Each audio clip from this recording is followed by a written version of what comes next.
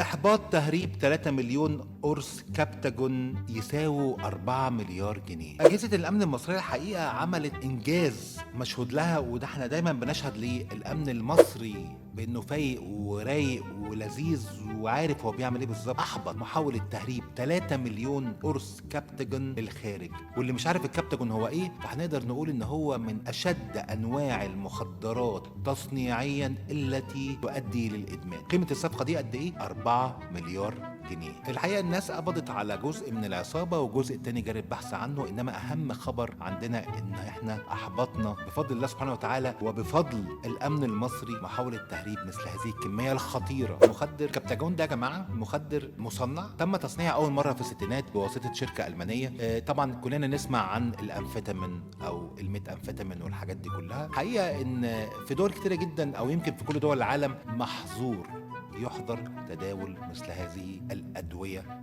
المخدرة. لجأت العصابات لإيه بقى؟ لجأت العصابات لتصنيع مثل هذه المادة التي تؤثر على المخ بطريقة غير طبيعية وتؤدي للإدمان وتؤدي إلى مشاكل جانبية كتيرة جدا، متمثلة في ارتفاع ضغط الدم ومتمثلة في الهلاوس والإحساس العجيب والإدمان، ودي أخطر حاجة. للأسف الشديد أكبر دولة مصنعة لمثل هذا المخدر هي سوريا ولبنان. دول لما تيجي تشتغل على اقتصادها فبتشتغل المفروض على الاقتصاد النظيف، انما التجاره القذره زي تجاره المخدرات تعتبر من التجارات الغير مشروعه اللي ما ينفعش ان هي تاثر باي حال من الاحوال على اي بلد. انما طبعا الحرب الاهليه في سوريا هي اللي خلت سوريا تكون موقع مثالي لمثل هذا التصنيع، وخصوصا لو كان وراه ناس ديفوتد وعايزين يشتغلوا بيه. الحرب الأهلية في سوريا تعتبر من أكثر العوامل تأثيرا في تصنيع مثل هذا المخدر المدمر. يا ريت كلنا نخلي بالنا على شبابنا، على أولادنا، على عيالنا، لأن الحقيقة سهولة هو أقراص بتتاخد بالبق أو بيكون كريستال شفاف أو يتحط تحت اللسان أو يتاخد ساعات في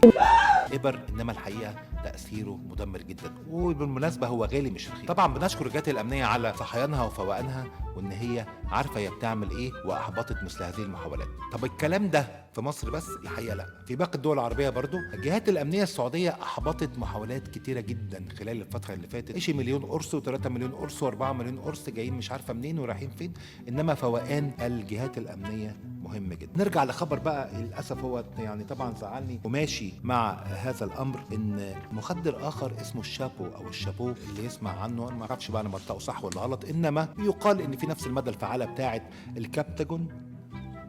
أب، خلي بالكم من كلمة أب، بيقتل بنته اللي عندها 13 سنة بعد ما تعاطى جرعة من جرعات الشاب وهو غير حاسس بأي ندم وغير حاسس بأي حاجة. طبعا لما فاق واتقبض عليه اعترف بالواقعة وقال في التحقيقات، طبعا نقلا عن مواقع إخبارية كتيرة بتقول إن هو قال إن هو شاف بنته بتستخدم هذا المخدر فاضطر ان هو يضربها حتى الموت، والجيران فضلوا يحاولوا ينقذوها، بس للاسف الشديد باءت محاولاتهم كلها بالفشل. تجرد مثل هذا الاب من الانسانيه تعكس ان احنا رايحين فين يا جماعه، رايحين فين؟